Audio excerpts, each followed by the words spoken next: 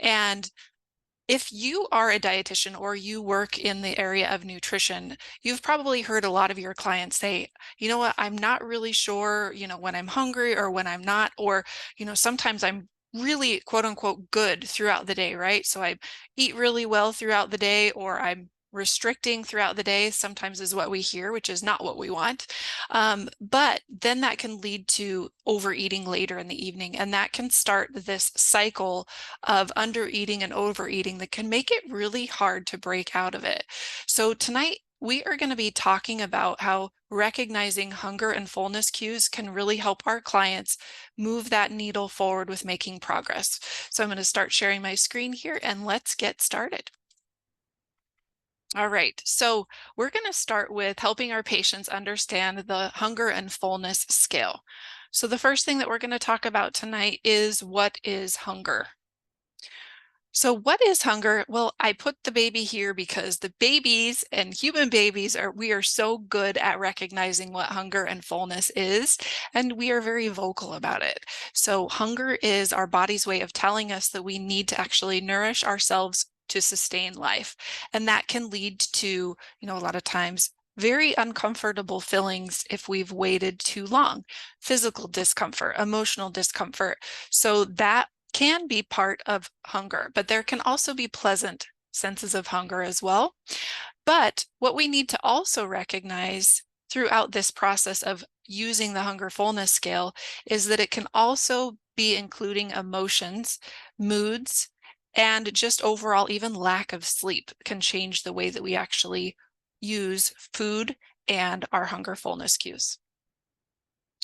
So here are a few views of hunger and fullness. So if we are thinking about hunger and fullness, what we're typically going to find is there's going to be mild gurgling or gnawing in the stomach. There's going to be growling noises potentially, lightheadedness if we've waited too long, difficulty concentrating, uncomfortable stomach pains, irritability, and sometimes we can call that the hangries, right? We can feel faint, we can have headaches, sleepiness, low energy, and then we can also have reduced moods or a lack of ability to concentrate. And then increased thoughts of food can also be part of feelings of hunger. So what I want you to do is think about all of these hunger cues that we've just chatted about and identify which ones are maybe neutral hunger cues that really don't bother us, which ones are more unpleasant, and which ones are maybe some pleasant hunger cues, or it's just like a gentle nudge. And those are things that can set us up on a scale of using the hunger fullness scale to help our clients with this process. So then the next thing that we're going to chat about is, what is fullness? So fullness is really important that we recognize, because this cue takes a while for us to recognize. So many of us have heard it does take time for our stomach to register back to our mind that we're actually satisfied and full. So we do want to slow down the pace of what we're eating at, and then check in with ourselves as we are eating at meals to see if we are still hungry and if we're noticing some satisfaction that's coming up from the foods that we're eating. If we're not satisfied, then perhaps looking at the meal that we've had and identify some foods that might be missing from that meal to really make the meal that much better.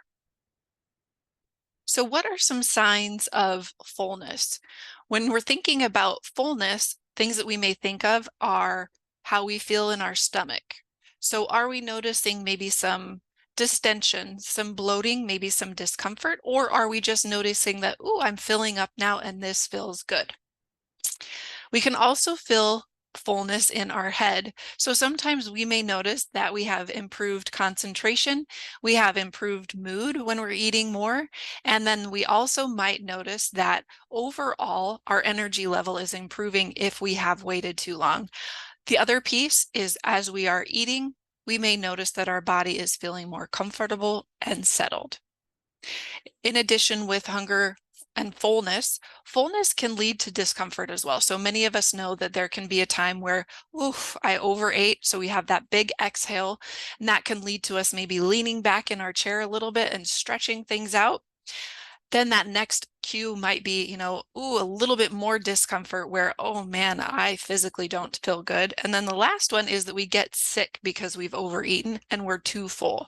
So again, with fullness, there are cues that are going to be positive, and then there's going to be those that might be neutral, and there's going to be those that are going to be more unpleasant or negative.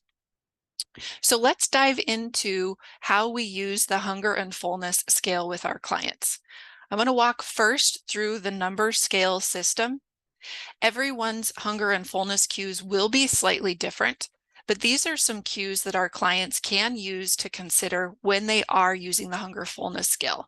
So how does my body feel? Is it feeling any of these sensations? And if so, can I put that number on it? So maybe that will give me data that can help me make decisions that are different next time. All right, so the hunger fullness scale runs from 0 to 10. So for 0, this is painfully hungry. So there's intense discomfort and there is this need to eat something now. There is an incredible urgency to eat. So this might be people that are kind of just ravenous, like they just honestly are so scared because they haven't eaten such a long time.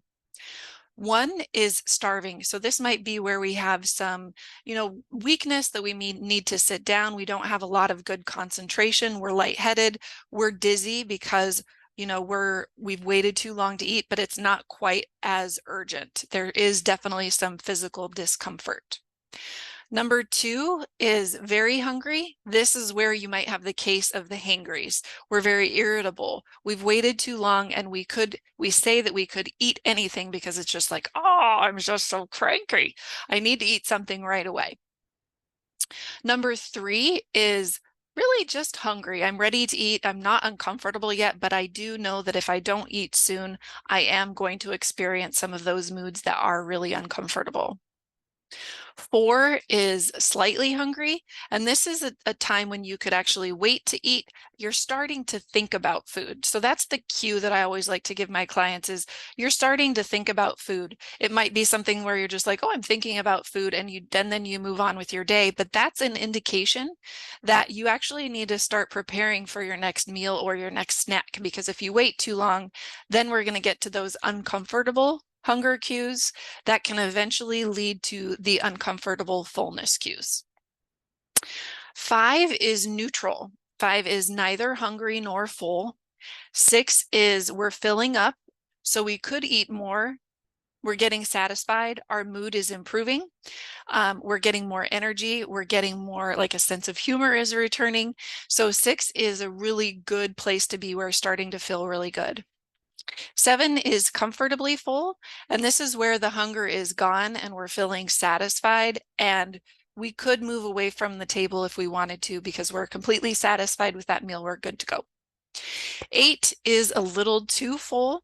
So this is where we're going to, again, start leaning back in our chair, feeling some discomfort that's coming up for us because we've eaten too much. 9 is very full or too full, and this can lead to maybe some loosening of our pants or the drawstring on our pants or skirt or shorts or whatever we're wearing. And then 10 is like Thanksgiving full or painfully full. We know that we're going to be sick and it is really uncomfortable. So visually, this is what the scale looks like. When we're thinking about the hunger fullness scale, again, it goes from 0 to 10. And I've color-coded this one just to help us recognize that if we do stay between the numbers 3 and 7, it can be really helpful to prevent us slipping into the uncomfortable areas of hunger and fullness.